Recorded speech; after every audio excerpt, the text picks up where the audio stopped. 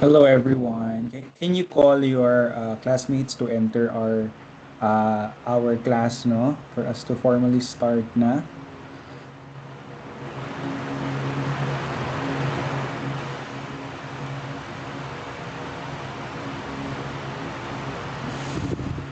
Sige. Parang konti tayo today, ha.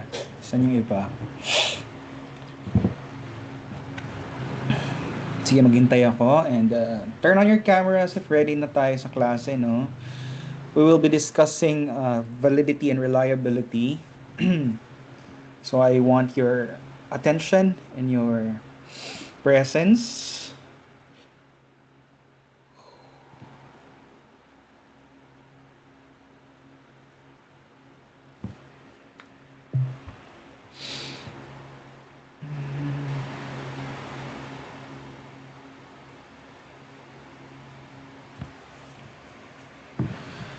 Alright, please turn on your cameras, no, para magkakitaan tayo, makita ko rin kayo. And anyways, I've checked most of your outputs. I really appreciate your outputs, especially to Von Andre Apelado. Grabe yung effort mo, nak, no? Nag-individual ka, then you go to Davao pa daw. Tapos nag-interview ka kay Sir Bonnie sa LSL. So I want to appreciate your efforts sa paggawa mo ng output na video presentation in interviewing a psych professional, no? Good job. Let's give a round of applause to Von for that.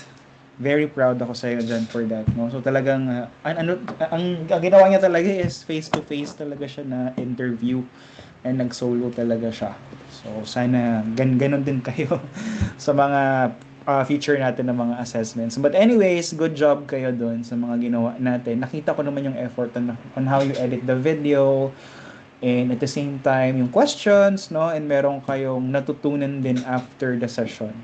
Ayan. So siguro next time, I would recommend na lang din that you could interview outside the school na.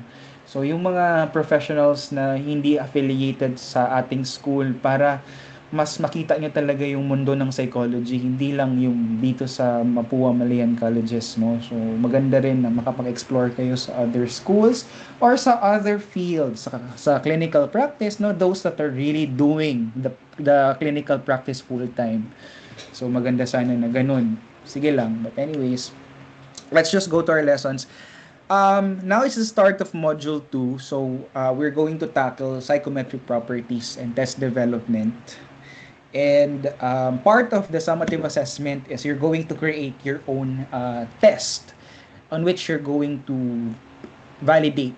Maghanap din kayo ng isang professional who will do the validation of your created instrument.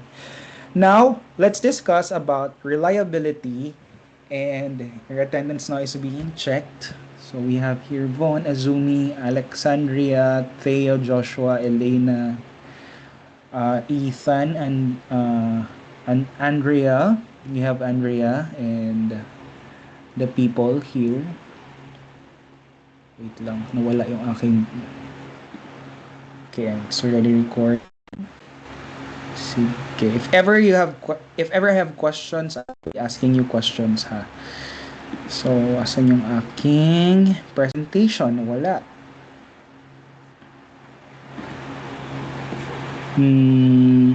Okay. So, dalawa yung topic natin for today's class, no? We have reliability and validity. So these are psychometric properties like what I've mentioned, and part of a test is this are these psychometric properties: reliability and validity and utility. So let's read reliability. Azumi, can you read this one? Reliability. Reliability. In the language of psychometrics, this refers to consistency and measurement. Only refers to something that is consistent, not necessarily consistently good or bad, but simply consistent. Yeah. Consistent, no? 'Di ba? Na-ask ko sa inyo, ano ba yung mas mahalaga? Reliability ba or validity? Of course, mas mahalaga si validity, pero mahalaga din na merong concept of reliability, and it means that paulit-ulit or merong consistency yung items, that it measures this construct. So mahalaga din na merong psychometric property na reliability. It means that consistently it measures this construct, no? So, ngayon, ang lessons natin is yung trabaho na talaga ng isang psychometrician, kung alam niyo kung ano yung isang psychometrician, no? So kumbaga, psychometric properties, ito na yung mga values, yung mga concepts that we have to understand, especially if we're doing psych testing, no? And in creating test and the such. So reliability coefficient is an index of reliability. It is a proportion that indicates the ratio between the true score variance on a test and the total variance. Since lahat naman ng test merong error, di ba? Okay, so that is reliability, consistency. Okay, so a valid test is of course reliable, no? But not all reliable tests are valid. Okay, please remember that one, ha? So concept of reliability, this is the CTP or the classical test theory. Errors refer to the component of the observed test score, which is X, that does not have to do with the test taker's ability. Ayan. So when X is the observed score, we have the formula, the true score plus error. So, di ba, you've learned that all tests have error. So, lahat ng mga tests talaga, merong error talaga yan. Error can be, sources could be from the external environment. It could also be from internal states, kagaya na lang ng gutom, pagod, may sakit, no? External, noises, magulo, disruptive environment, hindi makapag-focus. So ang goal talaga is ma-lessen si error variance para talaga makuha natin yung observed scores talaga niya. Okay, now let's go to variance. What is a variance? Okay, can you read this one? Lex, no? Read mo tong variance comes from the difference. Variance comes from true differences, true variance, and from irrelevant random sources, error variance. Yeah, so that is, yun yung parang disparity or yung variability, no, ng mga test scores. In short, how the scores are spread out yung sa normal distribution, 'di ba yung ganyan? If ma-remember niyo 'yan, kung asan ba talaga yung kanilang variance nila. Okay? Yung range naman, yun yung parang distansya ng bawat score sa bawat isa. So kung lahat ng scores nandito sa center, no? So it means nakapasa or yung score is average, no? All right. So the term reliability refers to the proportion of the total variance attributed to the true variance. So mas mahalaga na makuha natin yung true variance kasi yung true variance, ito talaga yung true differences nila, hindi yung error variance lang. So yung true variance, yan talaga yung totoong differences ng mga scores ng mga test takers. Okay? So we have learned about variance. Okay? Now let's go to measurement error. So collectively, all of the factors associated with the process of measuring some variable other than the variable being measured. So a measurement error, it could be random error by chance or systematic error. So kung nagbasa kayo ng libro ni Cohen, anong ibig sabihin natin ng systematic error? Sige, tatawag ako dito. No? Ayan. Elena, no? May idea ka ba ano ba yung systematic error, no? Anong ibig sabihin yan? Paano siya nangyayari?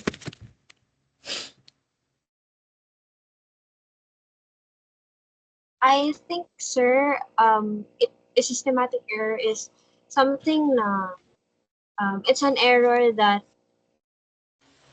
comes from the system itself. Unlike the random error, yung random error, mostly those are the errors na nag-influence sa testing. Okay. Anyone? What is a systematic error? Sige. So, a systematic error class, ito yung parang ganito natin yung method ba, yung process, yung instructions, no? Let's say, ikaw yung test user or test administrator. Meron bang instruction na hindi mo nasabi? that could affect the test scores. It's the manner of how you conducted the test that is systematic error. Yung system of how you conducted the test. Merong bang instruction na hindi mo napaliwanag ng maayos? Clear ba yung pagkakasabi mo kay client? Na follow ba yung protocol, the test protocol? Yung number of minutes na kumbaga yung number of minutes na required lang, no? Sumobra ba or kumulang? So ito yung test protocol, yung instructions, the manner that you have administered the test towards the test taker. Si random error naman is yung sa testing environment, it could be your external environment, internal environment. So I hope you understand that one, ha? So yung kanilang difference. So yun yung sources natin of error. So again, this could be unpredictable fluctuations like stomach ache, headaches, no? Noises in the examination room, and other variables that could affect the performance. And we have here systematic error, typically constant or proportionate to what is presumed to the value of the variable being measured. So ang pagkakaalam ko niyan is yung sa administration. Kumbaga, may mga hindi ba na-follow sa mismong protocol. Or mismo dun sa scoring. Kasi minsan, magkakamali ka sa pag-i-interpret, no? Systematic error yung tawag dun. Minsan yung scoring ng test is hindi correct dun sa dapat talaga na scoring procedure niya. So we have now sources of error variance, test construction. We have item sampling or content sampling. This refers to the variation among items within a test as well as to the variation among items between the test. Ayan, item sampling. Okay, yun yung mga items na sinali mo dun sa test na ginawa mo, no? Test administration, ito yung mga sources, ha, no? Error variance can occur during test administration like the room temperature, level of lighting, amount of ventilation, and noises. Very external yung variables. Pwede rin yung test taker's variables. It could be, let's say, there are emotional problems, nag-break kayo ng jowa mo, hindi ka makapag-focus, may physical discomfort ka, natatai ka, constipated ka, lack of sleep, masakit yung ulo, uminom ka ng drug na nag-cause ng side effects, no? Those could be some error, sources of error. Kasi ikaw mismo yung nagbibigay ng responses, yung performance mo sa test. Formal learning experiences, casual life experiences, yes. Minsan kung medyo advanced yung knowledge mo na, no? Nagkaroon ka na ng test-taking skills, then syempre mas makakapag-perform ka ng maayos. Therapy, illness, and changes in mood and mental state. Examiner-related variables, these are the physical appearance and demeanor. The level of professionalism exhibited by examiners is a source of error variance. So, paano tayo nagiging source of error? Sige nga, can you give me an instance or example, paano ba nagiging source of error kayo, yung examiner or yung test user?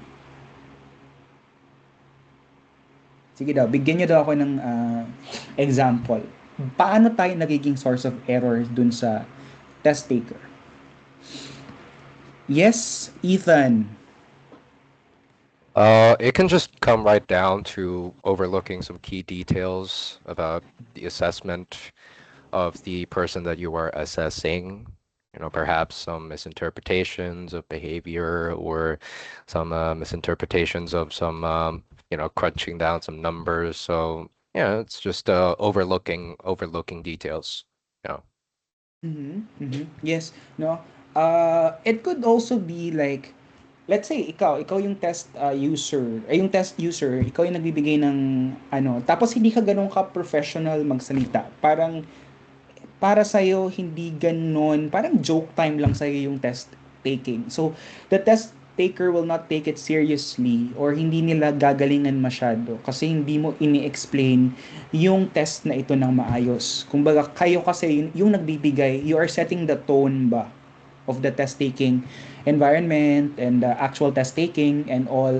So kapag hindi nyo inaayos or let's say kapag ang pananamit ninyo very kumbaga kita yung cleavage or masyado kayong tawag niyan, anong term niyan? The way that you dress, no? Hindi ganun ka professional, no? So, it could affect also how the test taker can answer because you can become a distractor ba? Gets niyo ba? So, kailangan we should remain professional, neat, clean, tidy, no? Maayos tayo, neutral, hindi masyado ganun ka-harsh, hindi din masyado ganun ka lenient, no? Para talaga maset natin yung tone na test taking to. So formal process ito. Ganon, ha? So do you understand? Kailangan natin mag-set ng professional tone while we are conducting the process of test taking. So test scoring and interpretation. Sige. Can someone read? Theo, read mo to nakbe hanggang dito. Hanggang ano po, sir? Sa baba po, pinakababa. Yes, sir. Yes, Sige yes, po, yes. sir. In computer scored tests, glitches can still occur.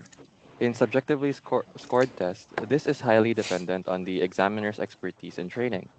Sadly, standardized tools handled by incompetent examiners lead to construed results.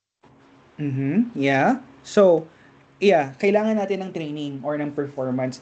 Lalo na to, no, this is the Rorschach ink blood test. Kapag wala kang training on how you administer it, syempre, hindi ganun ka valid or hindi ganun ka accurate yung magiging interpretation mo, yung mga projective test na yan. So, kasi kailangan talaga ng training, no? Kailangan siya ng certain license before you could actually give these types of tests, no? May mga level B test, yung mga group intelligence test, no? Kailangan muna kayo maging isang licensed na psychometrician kasi sa licensure kasi ini-explain yung mga basic test, yung mga level B test, and kailangan din ninyo mag-undergo ng supervision ng isang psychologist or ng isang professional, no? Para talaga mas maging maayos yung test taking ng mga clients nyo.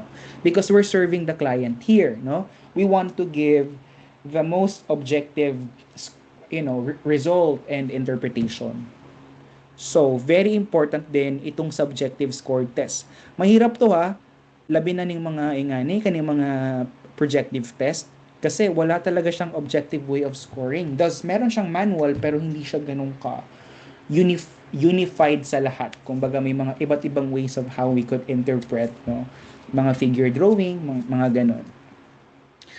So, now let's go to reliability estimates. So ito yung mga ways on how we could determine their mismong reliability ng test. So we have test, retest, reliability. So this is obtained by correlating pairs of scores from the same people on two different administrations of the same test.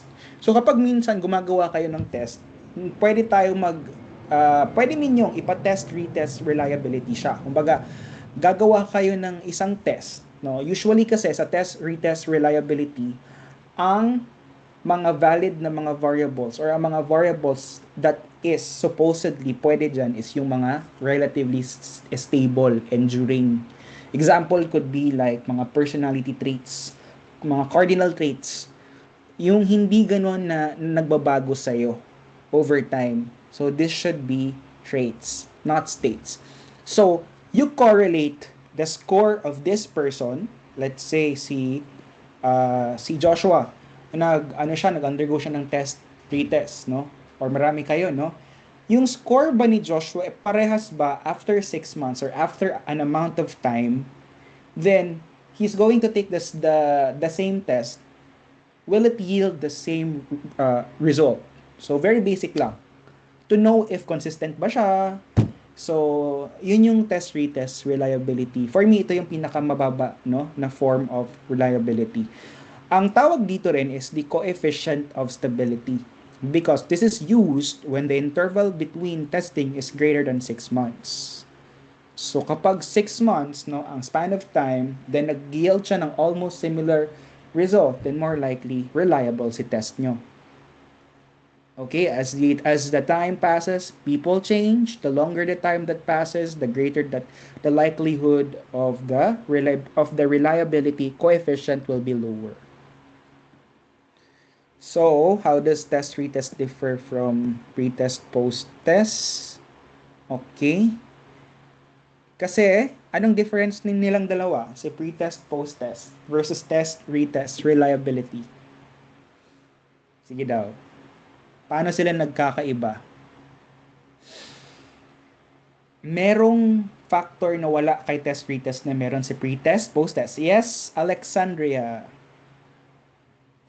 From prior understanding lang po, sir, test, retest, it's the same content, just retaken after an interval of time.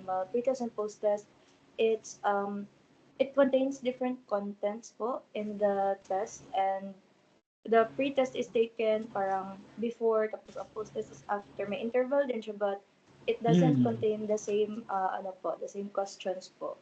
It's like evaluating another aspect po of the examiner. Pero pareha sila no? Same lang na test. Ano yung meron sa kanya na wala kay test, retest? Hindi mo iniiba si pre-test tsaka si post-test. Meron dyan dito. May something dito na nag-iiba na wala si test, retest. Anong tawag doon? Yes, Joanna, Megan. Although they have the same contents for test, retest, and pre-test, post-test, sir.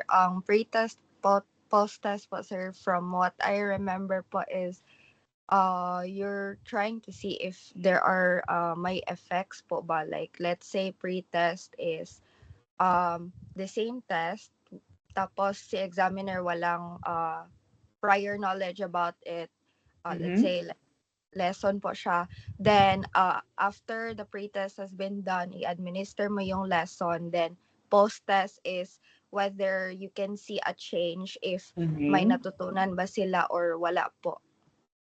Yeah, you're getting there. So there is learning, no? Yan yung pagkakaiba nila, class. May learning siya. 'Di ba usually kapag may mga lesson, no? Pre-test muna, then after that, yan sa mga training, no? Usually before you're going bibigyan kayo ng parang pre-test, and after that, yun na yung lesson proper na. So yung learning ba naka-affect ba siya dun sa naging score mo na? But they're actually the same test, similar lang sila. Yun lang, si test, retest, wala siyang learning. Time lang talaga. This one, time plus learning. Gets? Okay? So, yun yung difference nila. Okay? So, again, test, retest, ano again ang tawag sa kanya? The coefficient of stability. Now, let's go to parallel forms and alternate forms. So, parallel forms, let's try to read this one. Miguel, Joshua, read mo tong parallel forms. Tsaka to. Parallel forms: for each form of the test, the means and the variance of observed test scores are equal. Scores obtained on parallel tests correlate equally with other measures. Yeah. So, parallel forms, ibig sabihin, slightly, kumbaga, ang ginawa dito is, ang parallel form, sa pagkakaintindi ko, is parallel forms. Parehas na parehas yung test, no? Pero merong konting difference lang na ginawa dun sa test na yon. Okay? Kumbaga, let's say may mga kinuha ka na items, parallel forms. Then, ang ginagawa dyan is kino-compare mo yung test A kay test B. Kung nakuha ba nila, if medyo same ba yung score nila, no? So, kumbaga, it's a alternate version of the test. Yeah, more likely. So a parallel form reliability is an estimate of the extent to which item sampling and other errors have affected test scores on versions of the same test. So may version A, mayroong version B, no? For each form of the test, that means and variances are observed, test scores are equal. So basically, class, parallel forms, medyo slightly tilted mo lang yung test na yon kung medyo same ba, nakukuha pa rin ba sa another form niya ng test taker. That is parallel forms, reliability. Ayan. So, meron din tayong split half reliability. This is obtained, no, by correlating two pairs of scores obtained from equivalence halves on a single test administered once. So, sa split half, hindi naman yung minsan, ang ginagawa sa split half is 1 to 50. Minsan naman 50 to 100. Or minsan naman odd-even reliability. So si odd even reliability, nag-assign tayo ng odd numbers and even numbers sa mga items. Let's say 1, 2, 1, 2, 1, 2. Lahat ng mga odd numbers, ito yung form niya.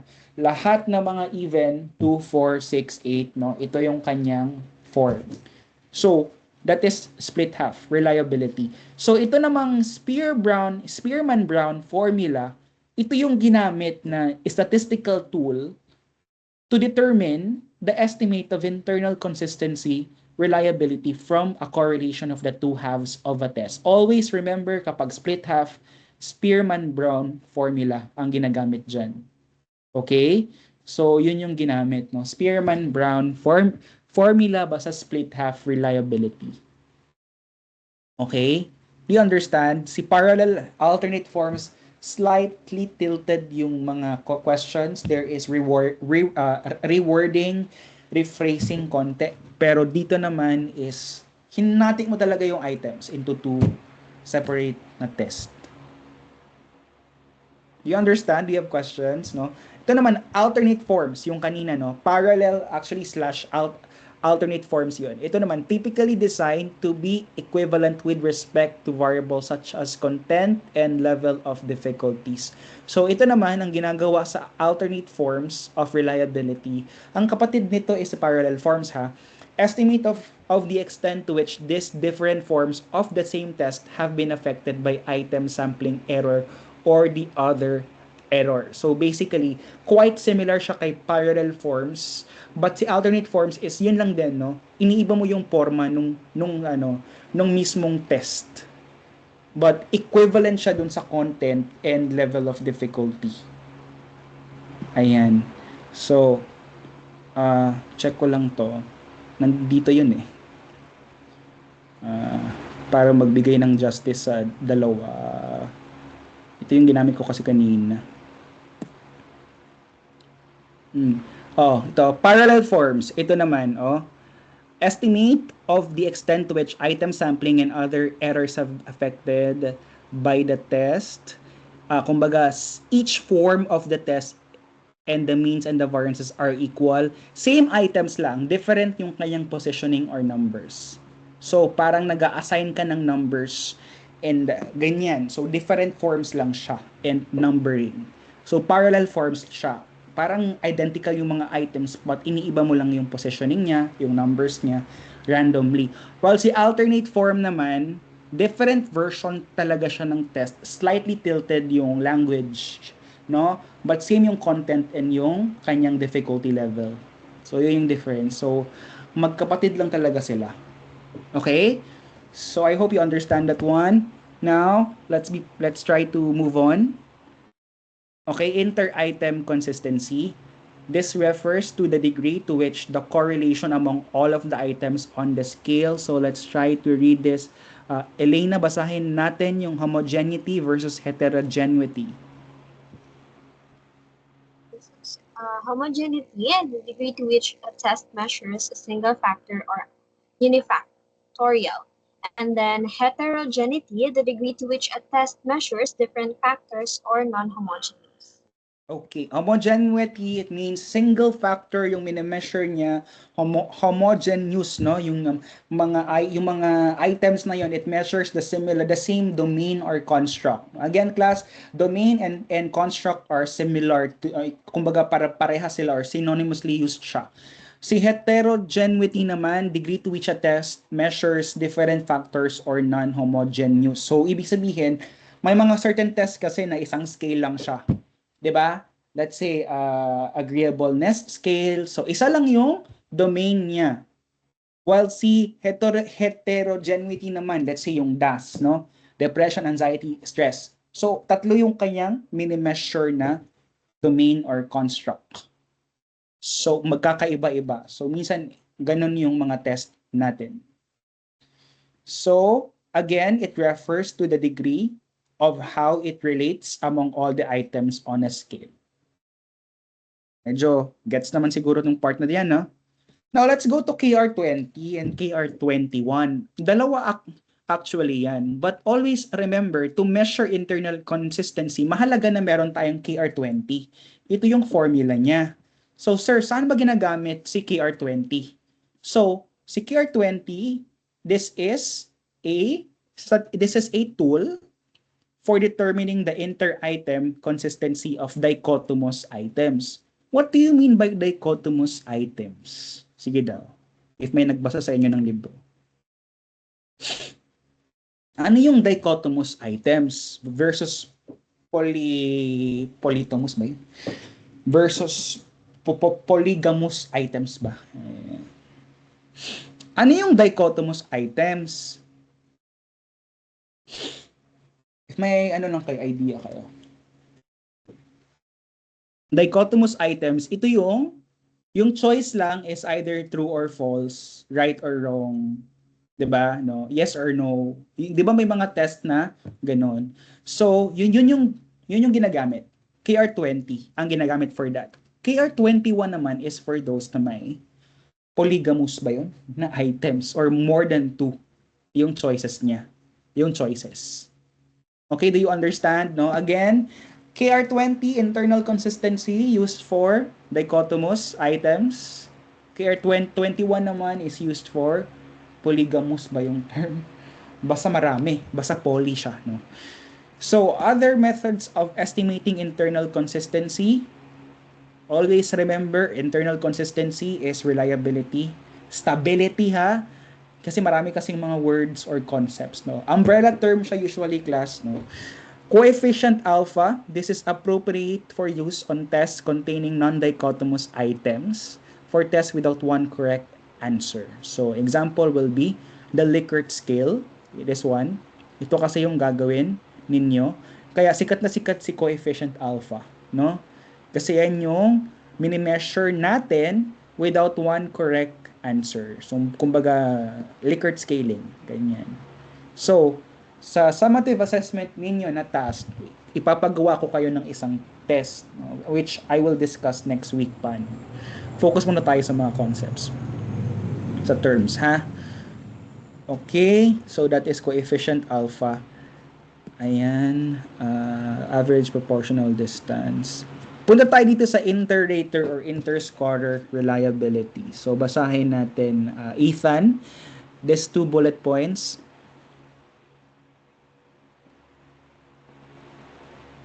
Read the 2 bullet points here, this and this. All right. Variance, a statistic useful in describing sources of test score variability. In short, the spread of test scores. Okay, asan ka nag-read, Ethan? Itong interscorer. Itong the degrees of agreement or consistency between 2 or more scorers or judges or raters about a particular measure. So, interscorer or interrater ang tawag minsan dyan. Ito naman, class, ito naman yung mismong reliability na dun sa rating, dun sa scoring na part. If the reliability coefficient is high, the prospective test user knows that the test scores can be derived in a systematic, consistent way by various scorers with sufficient training. So, sa interscore reliability, ito naman yung scoring na system or yung mismong interpretation ng test. Minsan, nagpapacheck din yung mga, sa akin, mga estudyante if ano yung tingin ko dun sa kanilang ginawang interpretation guide, yung mga scores, ito yung value, and the such, interrater ang tawag dun. Interrater reliability. So, coefficient of interscorer reliability, determining the degree of the consistency among scorers in the scoring of a test. So, usually sa validation or sa ganito class, 3 yung kinukuha, no? Sa research din actually, 3 yung kinukuha din na expert, subject matter experts. So we have here the nature of a test, dynamic versus static characteristics. Okay? Can you give me an example of a static characteristic? Static. Sige daw, example daw. Sige. Any lang, any. Robin, do you know what is a static characteristic and an example of it? Example lang. If balikan nyo yung theories of personality nyo, no? Ano yung static doon, characteristics? Yes, Theo. Ano po siya, sir? Something about a person that does not change over time. Like, I mean, yeah, does not Mhm. change over time, like their biological sex po. Yeah, yes, that is right, no? Yung baga mga characteristics that cannot be changed na. No? And also, it could also be the cardinal traits ng person. Di ba yung cardinal traits ni Alport, yun yung parang traits talaga that can describe you na hindi na talaga siya mag-change sa'yo, no? And yeah, dynamic, it is relatively enduring, nagbabago siya. And we will discuss that furthermore. So dynamic characteristics versus static characteristics. Let's try to read this, Andrea, yung differences nilang dalawa. Dynamic versus static. Sige daw, Nak. Read mo yung dalawa. Dynamic characteristic, a trait, state, or ability presumed to be ever-changing as a function or situational and cognitive experiences.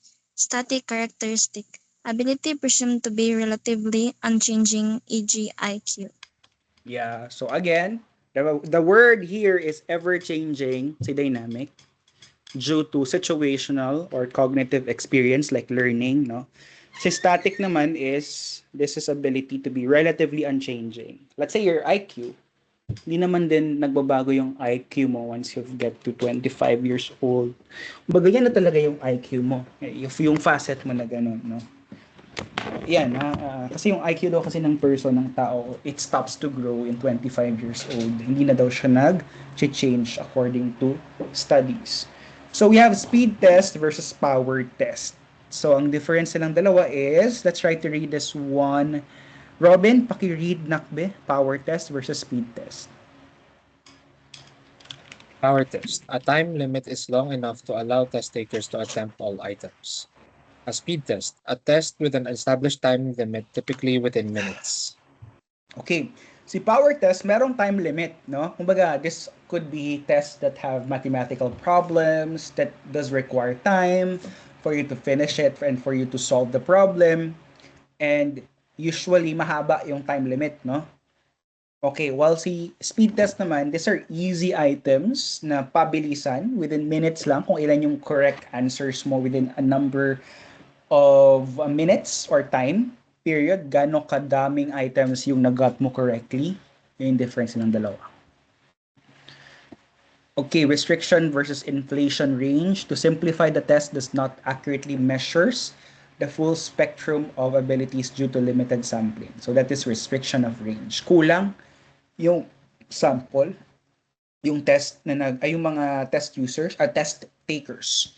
Inflation of range naman, kabaliktaran, it means that the difference between people seem bigger than they really are. So, masyadong spread out yung test scores. Yun yung inflation of range. Again, yung range ha, yun yung distansya ng score sa bawat isa. Ha? Range, distance of the score to one another. Let's now go to the generalizability theory. So, ito naman another big word, no? Generalizability theory. Joanna, can you read the points here, lahat ng points? Generalizability theory, a modification of the domain sampling theory. A person's test scores vary from testing to testing because of variables in the testing situation. Cronbach encouraged test developers and researchers to describe the details of the particular test situation or universe leading to a specific test score. Given the exact same conditions of all the facets in the universe, the exact same test score should be obtained. This test score is the universe score, and it is, as Cronbach noted, analogous to a true score in the true score model. Yeah. So, ang ibig sabihin lang yan, class, no, this theory just connotes na given yung environment natin is ganito talaga siya or stable all throughout, kahit ilang times ka mag-take ng test, you will have the similar result or test score, no? So, yun yung universal score or yung universe score mo. Analogous na siya. So, parang parte siya ng true score theory ba, no?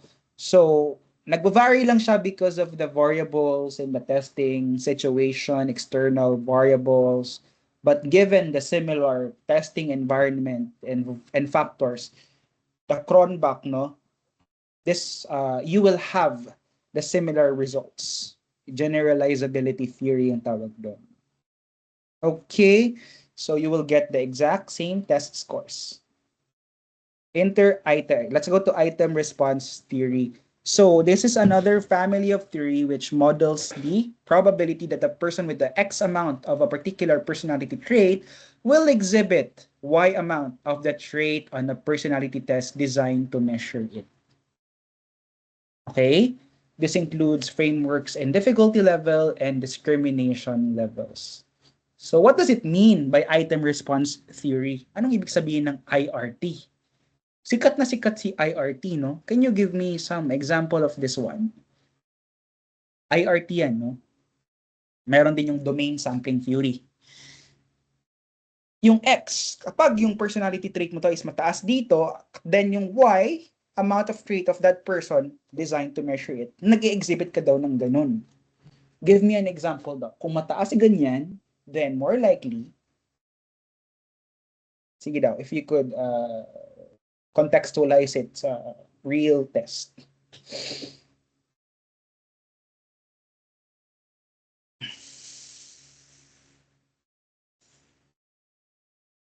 Sige daw, example. Let's say sa isang IQ test, no? Mataas si abstract reasoning mo, example lang, or mataas si visuospatial mo ability. Then more likely, kapag once mataas yan, ano yung mga behaviors na pwedeng maging mataas or pwedeng maging good ka? Abstract reasoning, mga ganyan, or si visuospatial abilities. Dapat ngayon pa lang, familiar na kayo sa mga ganung mga terms. Ano mga meaning niyan? So more likely, enhance yung skills mo in maps, problem solving, di ba? Di ba, no? Yung puzzles, magaling ka sa mga ganun. Kasi mataas si abstract reasoning mo, yung pattern recognition mo, mataas, no? So, yun ang ibig sabihin ng item response theory. Kapag may ganitong amount ka daw ng isang trait, mas maano daw na may ganito ka ring performance. Gets niya? Understood naman, no? IRT. Ang tawag din minsan sa kanya is latent trait theory. Ano bang ibig sabihin ng latent? Tago, di ba? Unobservable. Because the construct being measured may be a trait. So minsan, yung mga hindi nakikita by the keen eye during the actual test taking, more likely, lalabas siya, you're going to exhibit this kind of behavior in correlation to your score na mataas ka sa ganito. Yun ang ibig sabihin ng latent trait theory. Kaya nga may mga test tayo kasi malalaman sa mga test yung mga kakayahan mo, yung mga abilities mo na hindi nakikita by the keen eye or through the interview. Ayan. So nakakapag-conclude ka, meron siyang interpretation. Yan. Dichotomous items versus polytomous test items. So again, yes or no, two alternative responses, while si polytomous naman yung mga multiple choice, 3 or more alternative responses. Ano again yung ginagamit basta dichotomous? KR20. Kapag polytomous, KR21. Ha? Remember niyo yung mga tool ha? Kasi sa board exam, there could be questions like that. So kailangan familiar kayo sa mga terms. Now, let's go to item response theory, difficulty and discrimination. Sige, basahin to natin. Sino pa bang hindi nakapag-read? Isabel, no? Read natin si difficulty and si discrimination. Difficulty refers to the attribute of not being easily accomplished, solved, or comprehended.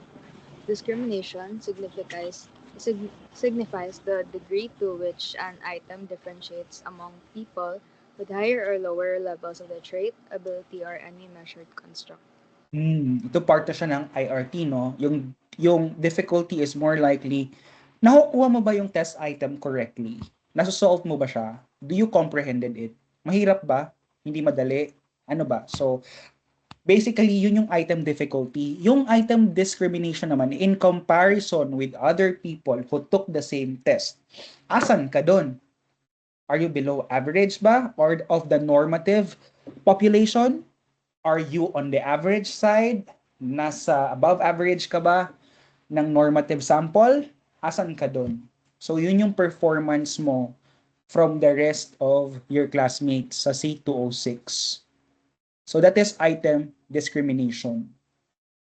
So yung mga test daw dapat meron siyang ganito. It can discriminate ba or differentiate you from others. Yung performance mo, kung mataas ka dito, mababa yung score mo dito, it could be IQ or personality. Ha? So do you understand, no?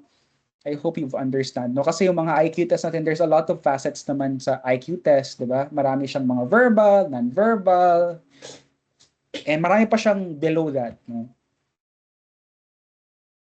Now let's go to SEM. Standard error of measurement.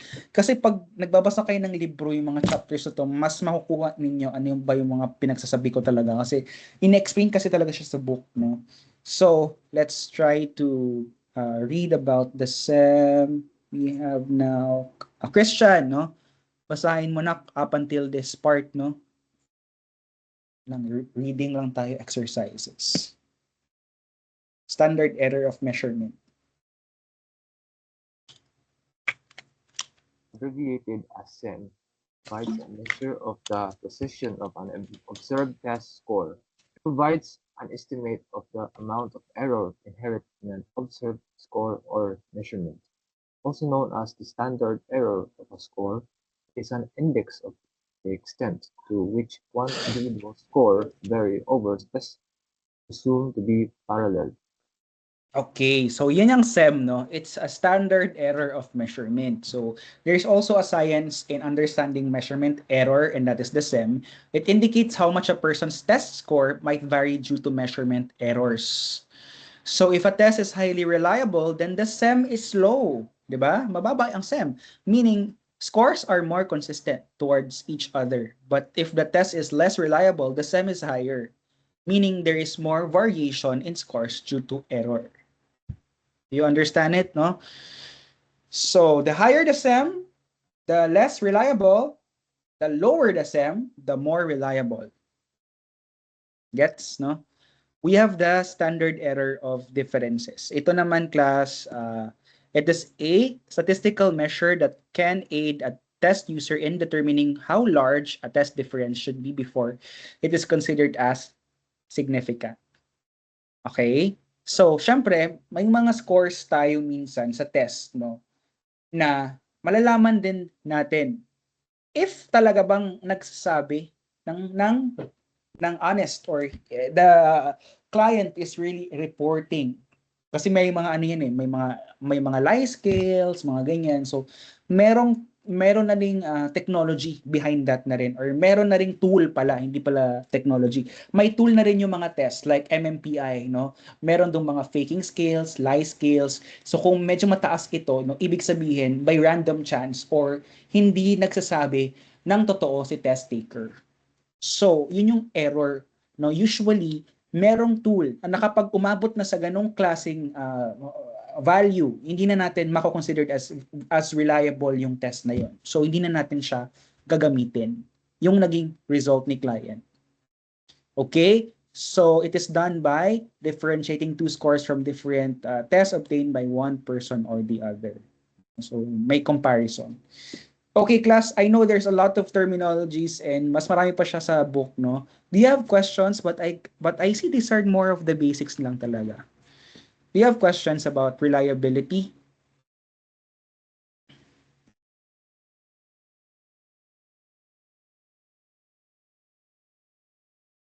Okay. Sige. Wala natang tanong, no? Okay.